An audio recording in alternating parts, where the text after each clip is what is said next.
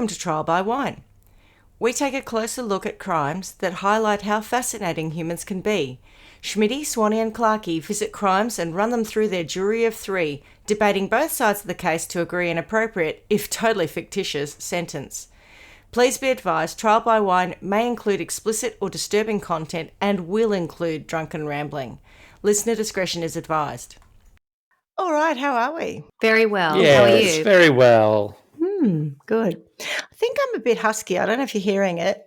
I suspect I'm coming down with something. Do you remember a few weeks, or quite some time ago, Swanee, you fell asleep while we were doing a recording? Yes. Yeah. And then you got sick. Yeah. Yeah. I feel like I'm on the cusp of that today. Oh. I've just been pushing it a bit hard with Joseph and his amazing Technicolor Dreamcoat, which finished this last weekend. And I went back to work. Everything was okay. But today I've had to have 4 little naps, one including pulling over the side of the road and napping for 5 minutes because I was nodding off as I was driving. Yeah. I think I'm getting sick. Yeah. Yeah. Your body's just going, we're going to just shut saying, this down for a little bit. Vitamins and stuff. We need a bit of rehab. Oh, yeah. I'll just shove it all in. But for now, a good night's sleep would be a good idea, I think. That's probably the best thing you can do, actually. Yeah. But that's my latest. Any news from you guys? I've got some news. Yes, what's that? Tell. One of my children finished school. Yes. What? Not last week, the week before. Yes. So he had his last day at school, and this week he becomes an adult. He will turn 18. So that's pretty wow. exciting. God, That's it's exciting 18 news. years ago when he was I know. born. Can you believe it? And I don't know. I've been back to the gong.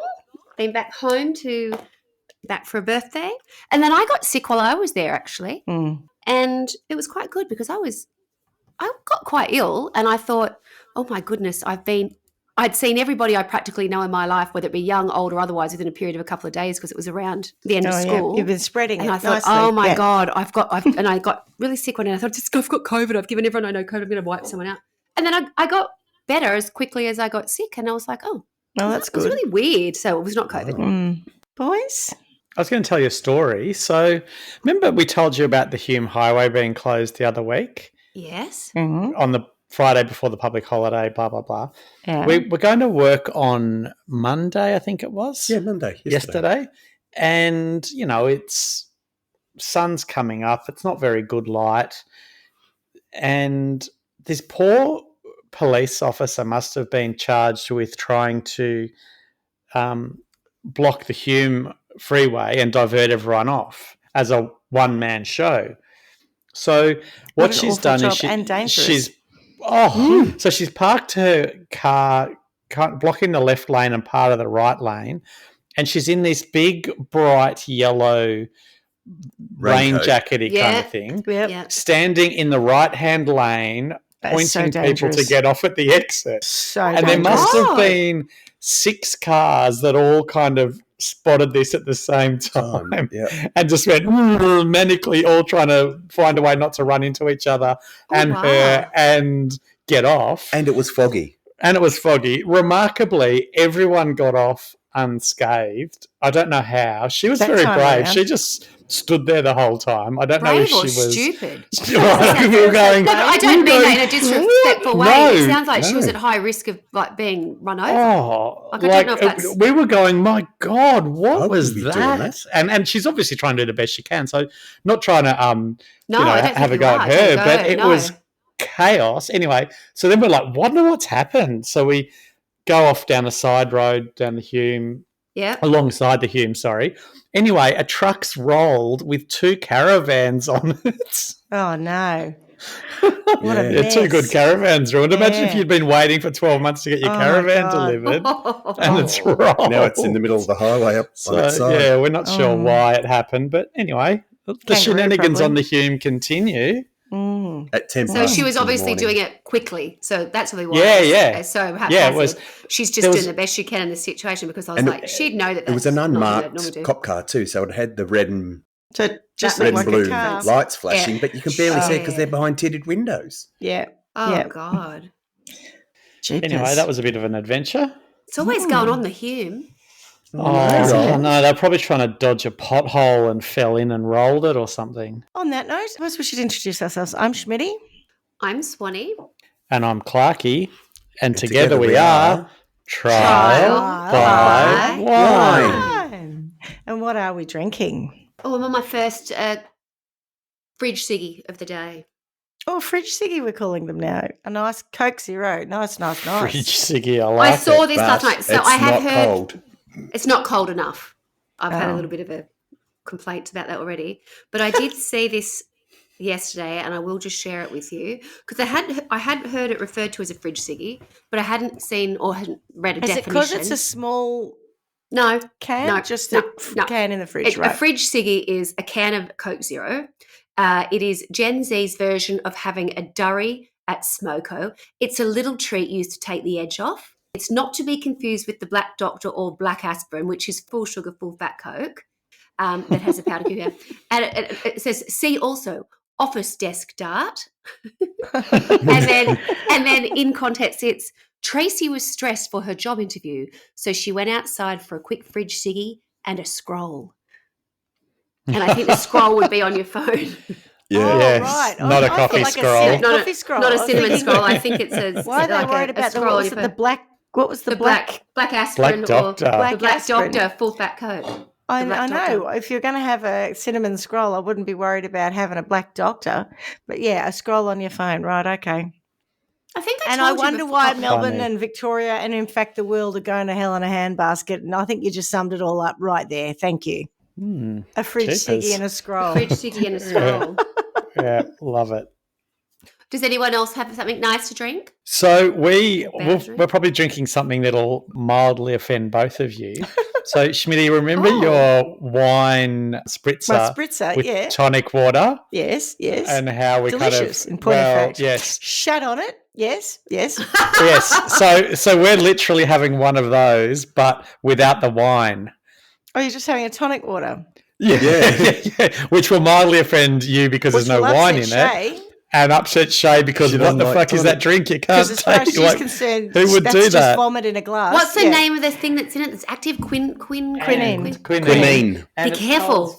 It's budget. quinine. I love it. It's There's no quinine in it anymore. I think it was $1.15 for the bottle. It's a nice cold. I think you're about right. Quinine in it anymore. Because I got a couple of my soda water bottles today from Woolies, and they were $1.10, I think. So I think you're probably right. Oh, I feel like bang on 5 it's cents like, what do we for the call quinine. it? Cost of living crisis. We're now on. Yep. Yeah. Home What brand about you, tonic. Schmitty? I'm finishing off a room temperature Sunkist. I like what you've done there. And I'll go on to a room temperature bottle of soda water. Yeah. That means we're all alcohol free today. Look at us living responsibly. Yeah. Well, I think if I have one drop of alcohol, I'll be asleep. So got to stay focused for a story. If I had alcohol today, I'd murder someone at work tomorrow. So we'll just avoid best that. You don't then. Yes. So have you got a story for us? I do have, yes. All right, cool. Would you like to hear it? Would love to. Yes, please. I think it's going to be one of those stories that leaves you feeling hollow. Oh, great. Just, at least it won't get your mind racing and you won't be able to sleep, Schmidt. Yeah, it won't do that. Maybe a little bit like one day people will ponder what's happened to Victoria. We'll be like, God, why did that go on? That was too much. I don't know. Anyway, you ponder that. You can tell me about it at the end. So I'll tell you my stories first. My sources first. There's only 3 of them. The Age, Yahoo News, and the ABC, which is not the American Broadcasting Commission. It's the Australian one. And for this story, we're going to go back to the 6th of September 2005, which in that year was the day after Father's Day. Oh. Now, You've got a great memory, Clarky. Oh, I know. It's because I'm such a father. I've got the whole Father's Day of all my life chronicled. 2005. Yeah. Yes. So further to that, Swanee, in case you don't recall, that was the Father's Day. There was a very big story happened in Victoria. So a man named Robert Farquharson I think drove his car into a dam at Winchelsea. Yes. and drowned his then, three Schmitty? sons. No, You but weren't I back know. then? No, but I heard Yeah, so it was he had his awful. three Yeah, sons in the yes. car. He drove off the road into a dam, and the and three drowned sons them. drowned, and he didn't. Did you not like what he got for Father's Day? No, so sick of socks. He was going through a divorce proceeding. Oh, God. Yeah, it was pretty ugly. So anyway, that was one that people certainly in Melbourne will remember. Yeah. And maybe lots of Australians. But this is not that story. This is, of course, the you got day. to the point pretty quick. Yeah. Well, just strap yourself in. So this is not that story. In this story, it's around 10 a.m. in the morning of the day after Father's Day. And qualified nurse Donna Fitchett has just given her two boys some medicine. Oh, no. Telling them they were going to go on a trip and they needed the medicine so they'd not get sick. The boys didn't like the taste of the medicine but took it anyway.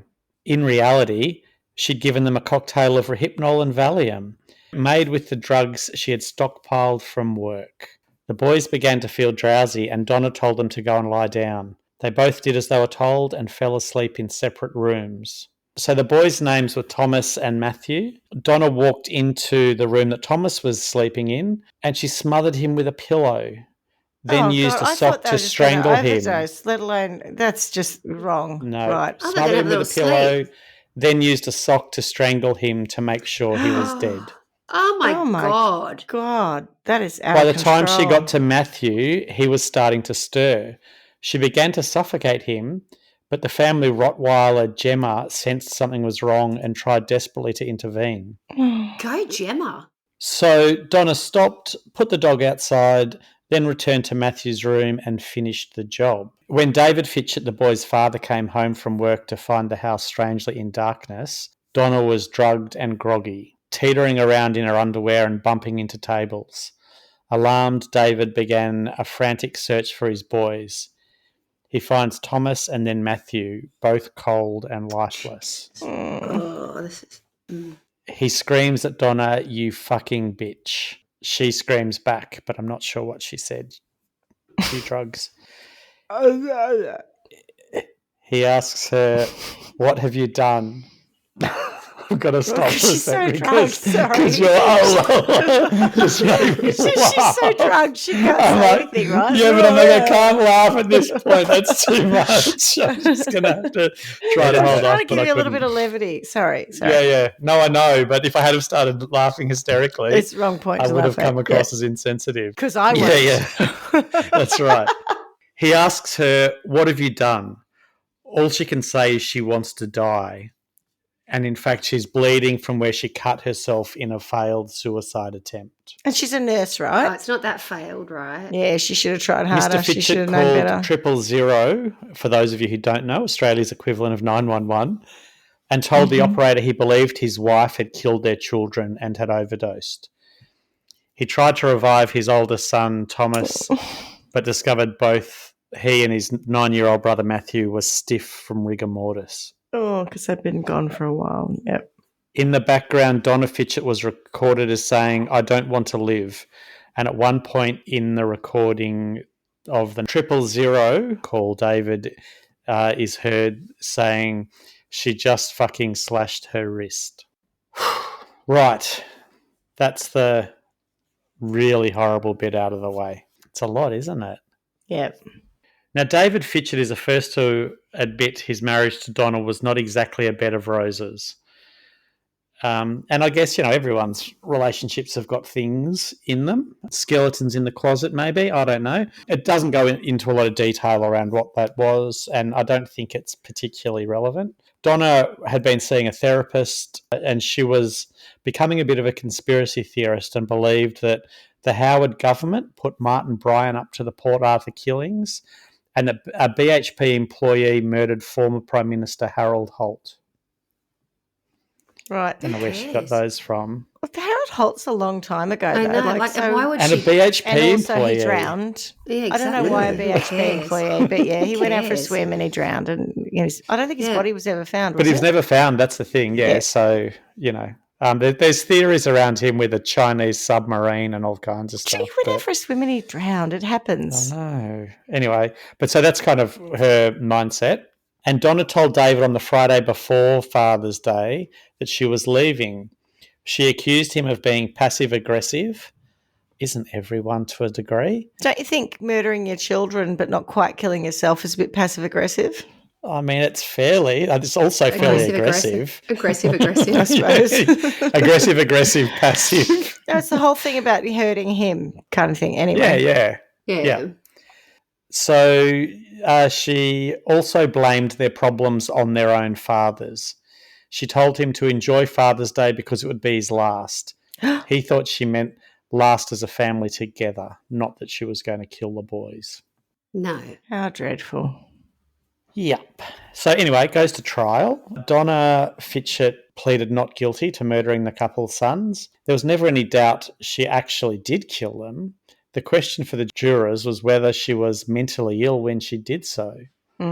Defence counsel said psychiatric evidence was expected to show Donna Fitchett was mentally impaired at the time and introduced 2 prominent psychologists who insisted she was. They said she was suffering from a major depressive disorder which rendered her unable to reason with what she was doing and to understand that it was wrong, and therefore she should not be found guilty or should be found not guilty. The prosecutor alleged the boys were murdered in a premeditated, cold-blooded killing and produced an expert witness who said her depression was only mild to moderate and not severe enough to cloud her moral judgment. Donna had written a letter to her husband, presumably a suicide letter, expecting that she would be dead by the time he found her, which was read out in court. In the letter, she said she couldn't abandon our beautiful boys.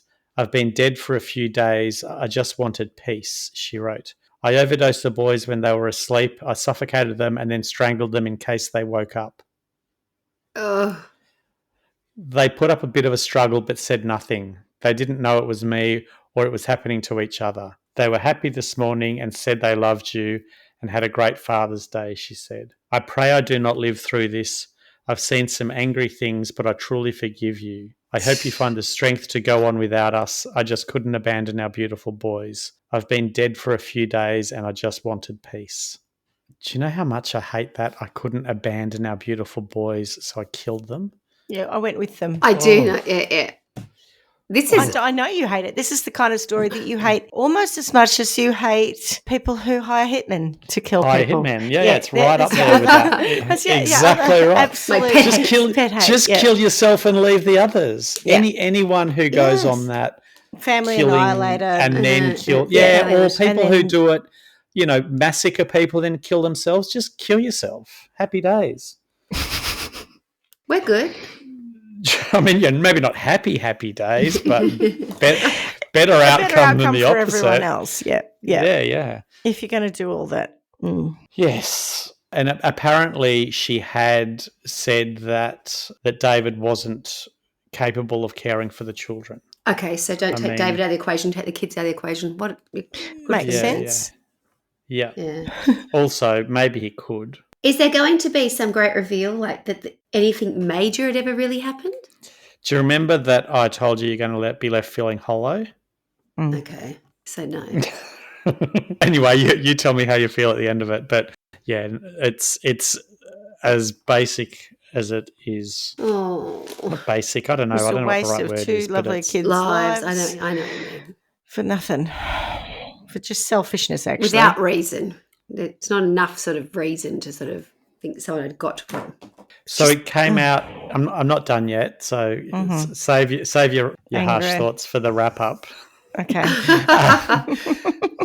So it came out, of course, that she'd been seeing the psychologist and had come to the conclusion that David was passive aggressive, and she was not going to live with him anymore. I love the fact that, passive aggressive is probably not ideal. I understand. It's not quite like where I thought we were going to be. It's like a wife beater or a rapist. Yeah. He's passive aggressive. It just really annoys me. He's totally passive aggressive because I read that, that word or it's literally online. That, right? If I say to him, you don't do the washing enough, and he says, well, you don't either. I'm going to go kill the kids over that. Yeah. Or I say you don't do the washing and he doesn't talk to me. Yeah, exactly. Next time someone calls somebody passive aggressive, I'm going to be like, look out. Warning bells. I know where this is headed. Yeah. Jeepers. So not only that, Donna's sister said in court that Donna thought that everyone was passive-aggressive. Look out, everyone's kids then. Right. Yeah, fair enough. Everyone's well, I think Donna's not well. Donna also thought her psychologist, Patra Was Antonis... passive-aggressive? No, not was. Well, I mean, she would have, under the fact that she thought everyone was passive aggressive. Right, obviously, yes. she thought that, but she also thought that she was her second mother and best friend. To which Donna's sister said, "Your best friends don't charge you to see them every Monday," which is accurate. And the psychologist, I'm guessing, didn't know that Donna felt that way about her because she probably should have said, "You can't see me anymore." Yeah, there's a little bit. I'll tell you a little bit about that. But it's only a very little bit. Sounds like a bit of bullshit. Oh, yeah. So apparently she changed when she started seeing her psychologist. And that's when Donna's sisters kind of got to a point where she couldn't really talk to her properly anymore. So the psychologist... You're a fucking idiot. Patra Antonis. I can't do this anymore. Aggressive. You're Stop talking like that. You're being passive aggressive. You're a fucking idiot. I'm being aggressive. Yeah. To be clear. There's no room for passive in this aggression. Correct. So the psychologist said she saw Donna 37 times. Whoa. Initially after Donna reported marital difficulties. She said that she told police immediately after the killings that Fitchett had chronic depression. She said Donna had reported to her that she had postnatal depression with each child. Donna had also written a letter to her therapist, which was intended to be read after she'd committed suicide, in which she claimed she wasn't crazy. She said she wanted to die but wasn't willing to abandon her sons. And this is the bit, Schmitty, when we're talking about how much, those two things anger me. She had to take them with her, and to do so was her greatest act of love. It's not the first time I've heard this sort of twisted logic about why it's appropriate for someone to disgusting kill to a murder child. people. Or a partner, the object of their affection. And it's just pure selfishness.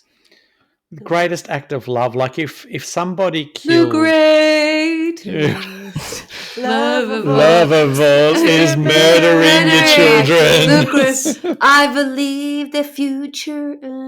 I believe there is no future because I for killed my our children. I believe there is no future for my children. Kill them now and let them be with me. Yep. Let them. Oh my God. It just gets worse and worse. Yeah. Yeah. It's so gross. I'm so glad that's not what Whitney sang. No, because why would you? Fucking hell. That's right. The jury heard that her actions gave the impression she knew what she was doing as she calmly carried out each step in a premeditated plan. She told Matthew and Thomas, I'll just repeat it so that for anyone who missed it earlier, she told Matthew and Thomas they were going on a trip and had to take travel sickness medicine. In reality, it was Rohypnol and Valium. She smothered them with a pillow and used a sock to strangle him. You've drugged him, smothered him, and strangled him in your... I tell you what, that wasn't a verse in the greatest love of all. In your loving way. Yeah. Yeah. Okay, so yes, this is all along the lines of the fact that is she or isn't she insane? So she's got the story of going travelling and they need to travel sickness medicine, which is the Rohypnol and Valium. When they've passed out in separate rooms, she smothers Thomas and then uses a sock to strangle him to make sure that he's dead. Yeah. Then she goes to Matthew. He's starting to stir, so it's a little bit harder to suffocate him. And then the Rottweiler Gemma comes in and interrupts her. So she has to get up, put Gemma out, come back and do it again. Also, in previous... I could just imagine walking in my kid to the cruise. What the fuck do you think you're doing? Have some more of Mummy's medicine. Yes. I'm just going to wrap this sock around. What are you trying to do, Mum? Just lie there. Sock. Just lie there for a sec. What do you put that sock in? Ooh, get it away from me. Oh, my God. Gemma, Mum's gone crazy. Push Gemma. Gemma, down. Throw it out. out. Throw it out. Yeah. Also, in the previous days leading up to the event, she'd spring cleaned the house, bagged up the boys' clothes, given jewellery away, and emailed her sisters to tell them she loved them. Honestly, that is indicative, isn't it, of premeditation? I mean, say you're crazy as you want, it. and I think to do that to your children, you have to have a whole lot of cray-cray. Yeah. But it doesn't mean you shouldn't be found guilty of it. Correct.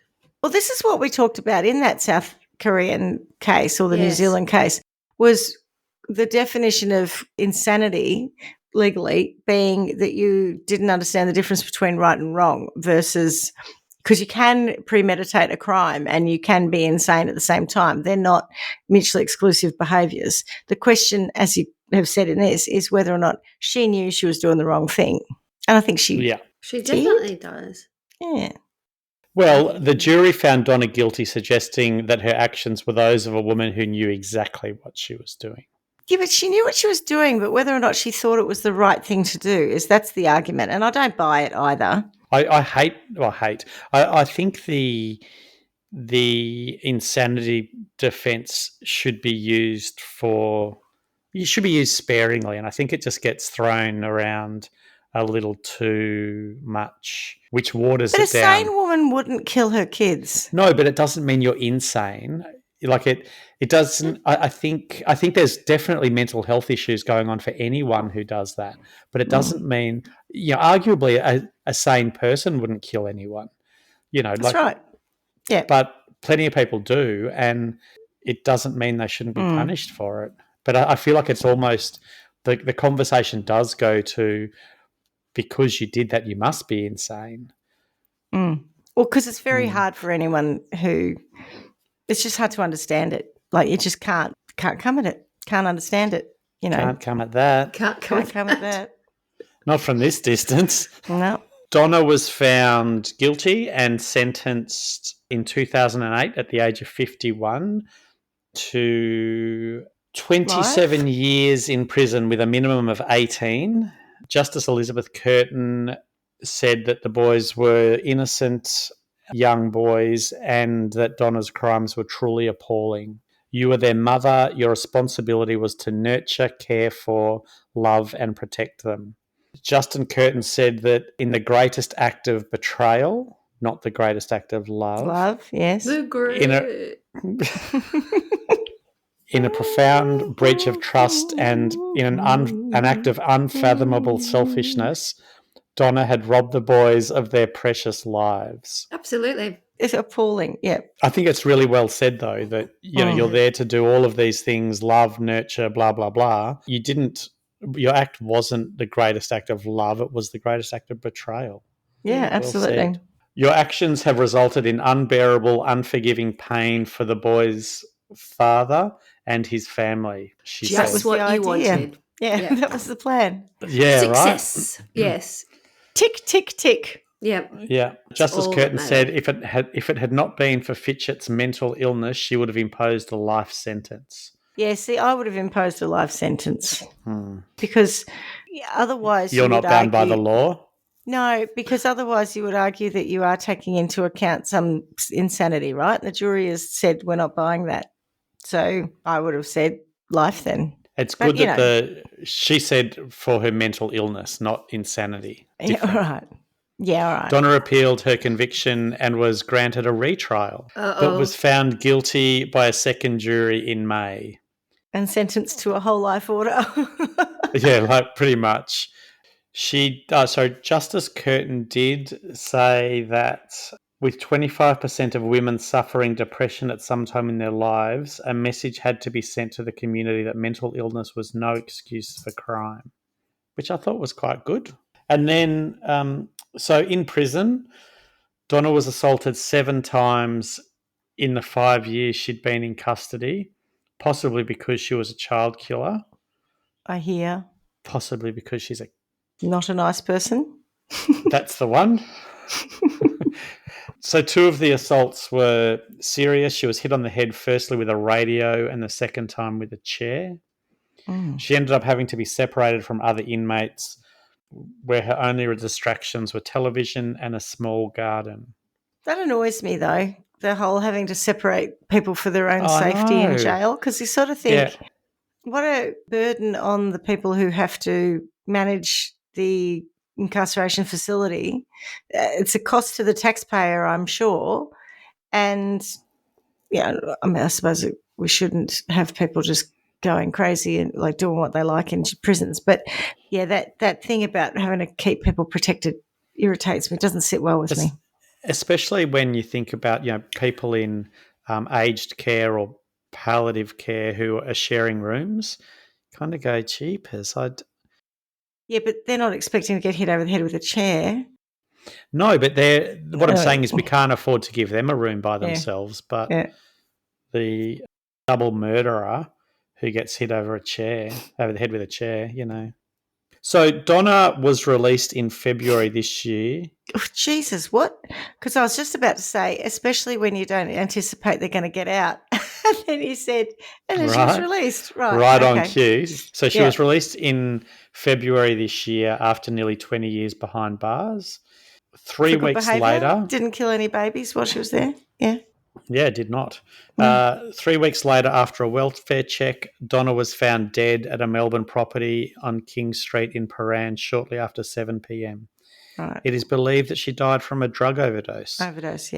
And her death was not treated as suspicious. And that, my friends, is my story. Do you know whether or not she started taking drugs in jail? I don't, but she was taking drugs before she went to jail. So what sort of drug? I don't think the drug overdose was an accidental overdose. I think it was on purpose. She wanted to die before, when she killed the boys.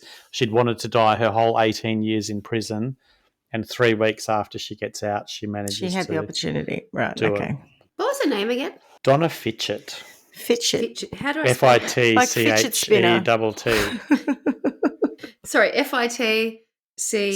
CHETT. Was Hollow a good guess at how you'd feel afterwards? Yeah. Oh, I just saw a picture of the dad. Where's a picture of her? Oh. She's rough as. It's not what I was expecting. I don't know what I was expecting. I thought she'd look more mumsy. She does look rough. Like in a rough way. Like she drinks and smokes a lot and, lives a bit hard. You're right about feeling hollow. I don't feel good that she's dead. I don't feel bad that she's dead. I also think what a lot of pain to put everyone through and then just go and kill yourself. Like, just kill yourself. That'll be hard enough for people, but doing the rest of it. It's very hard for me to, I think people are wise to that idea of going, this is the biggest fuck you I can do, which is I'm going to kill your kids. Yep. I'm going to take them, yeah. And they don't care because all they really care about is punishing the person that's made them hurt, of which case it's her husband. Yeah. When this happens, obviously it goes both ways. Quite often it's the husband who does it. Well, interestingly, that was one of the... How is that split? I don't know. I wonder. Remember how I was talking about the case in Winchelsea at the start where he drove into the dam? Yes. That made the news. That was all over it. I don't recall a lot about this. No. And I just wonder if it's not a gender thing where it fits the dialogue for a man to be doing it to the family, but for a woman to do it, is I wonder it's how somehow that works. Different. Yeah. Wow.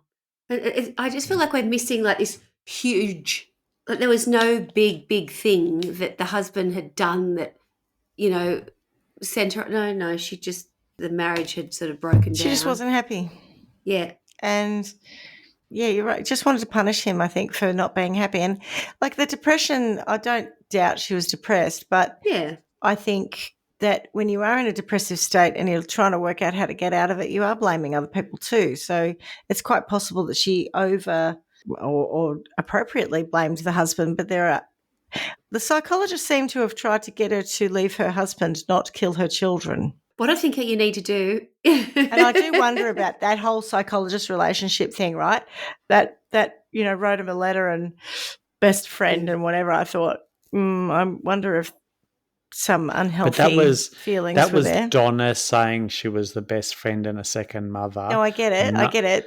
But Donna's connected in a way that's not healthy, I think, with the psychologist. Yeah, and the psychologist didn't appear to notice 37 visits. That's a lot of visits. It's a lot of money. Yeah, it is. It is. But I don't know that there was anything there for the psychologist to pick up on. You know, she might be going, gosh, she's back again. She's clearly depressed. Look We who's better. back again. Yeah, Donna's Fitchett's back. back. Tell a friend. She might. Fitcher's back, Fitcher's back, Fitcher's back. I created a monster. Yep. Yep. Oh, God. I don't know that in itself is enough to. Now, plenty of people have a weekly appointment with a psychologist, I think. Sure, it costs a lot of money. At what point do you think, it's not helping if you're going to go weekly for 37 weeks? I'm not better. Well, she obviously thought it was helping. I'm now thinking I'm going to kill my kids. I doubt she discussed that with her psychologist. I should hope not. And Yes. I wonder, actually. I should hope not. They would. I think it probably would have come out. Something. Yeah, you're right. The thing that doesn't quite add up for me as well is in a depressive state, it's not often that people can look beyond themselves. Yep.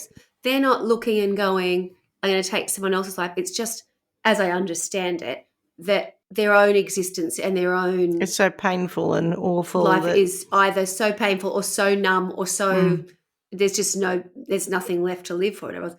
It's very rarely that you're looking at going, I'm going to take everyone out with me. It's usually a very insular thing, I think, where you're going, I can't It's all handle about it. the I I. can't. Yeah. I. It's not like I'm so I love these kids so much. I've got to do the right thing, but and take their lives. So that to me is what really I think. Yeah, those things feel incongruous. Do you know what I mean? It's like depression feels very self. I don't care what happens to myself. I can't go on anymore. I'm done. Yep. Versus, well, I'm calculated Valid enough point. to sort out everybody else and get all that sorted and sell their clothes and do this and, But imagine if she'd been your nurse. Nice. Oh, no. Bloody hell, she's looking after Stealing your people. painkillers. I was going to say, what happened to my Rohypnol? Thanks. Yeah. Bloody hell. What are your thoughts about sentencing? I don't think that 18 years or 20 years was appropriate, especially if she just wanted to go out and kill herself. I would have live every day that you are intended to live on this planet. Don't get a cop out in jail. Thinking. I mean, the chair over the back of the head was probably not too upsetting for me. It made me think of the underbelly guy who got the piece of a bike over his, killed Carl him, Williams? Carl Williams, yeah. Yeah. I don't know. Can you sentence someone for the next life? I just feel like why not? We've got karma would do that. She'd be born, with a couple of limbs missing or something that's just going to make her next life incredibly difficult to live. But because this she's one born with some kind of throat problem, given that she strangled her children, perhaps. Yeah. The next life she has some breathing issue or one lung.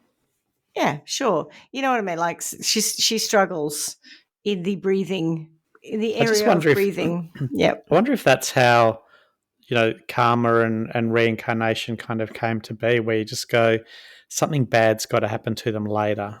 It would work if she had also somehow not forgotten her past life and she knew that she was living this life as a result of suffering as a result of her actions in the past life. I think that would be good.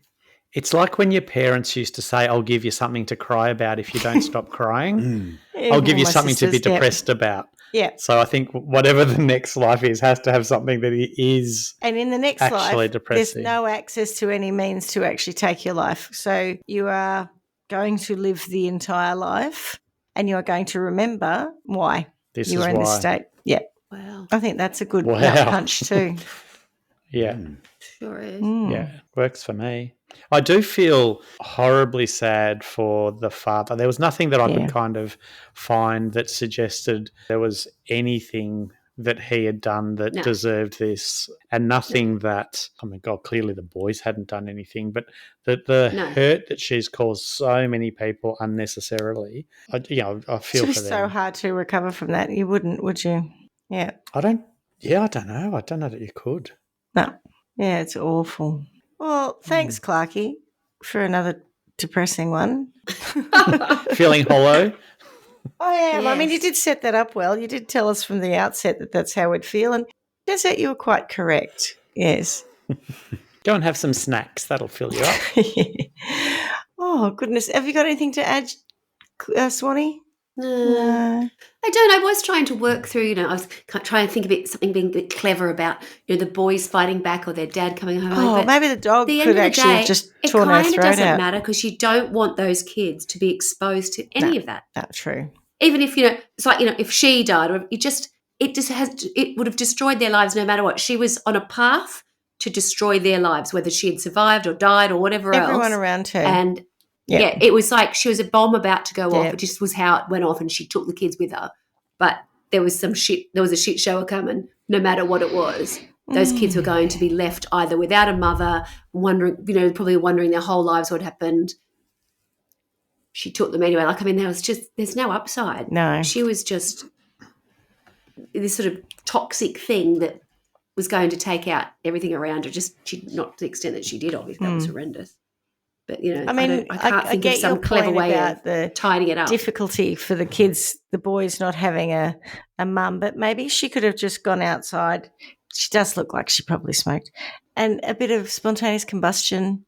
And then the dad remarries a really, really nice person. And whilst they always treasure the memories of their mother, they have a nice other maternal person in their lives. They live happily ever after, in the good place at Trial by Wine World. It's certainly the lesser of two evils to leave them alive on this earth without a mum. She just left them. I said just leave, just did the normal thing of leaving and divorcing and going off and being toxic somewhere until they grew up and were able to take a decision that they wanted or didn't want her in their lives. It's correct. Just it's just awful. All right, well, I suppose on that note. Ugh. And as we say every week, miss you already. Ciao, ciao. Ciao, baby. Mole. Yeah, mole. She's a mole. Thanks for listening to Trial by Wine. You can contact us at trialbywine@gmail.com. Please rate, review and subscribe to Trial by Wine on Apple Podcasts or wherever you get your podcasts. If you'd like to support us, you can become a patron at www.patreon.com, Trial by Wine, or visit our website www.trialbywine.com to donate to us. Your support will help us cover many more cases and apply wacky sentences. We really appreciate you listening and hope you tell everyone about us. Our cover art is by John Christo and music is by Beauchamp from pixabay.com.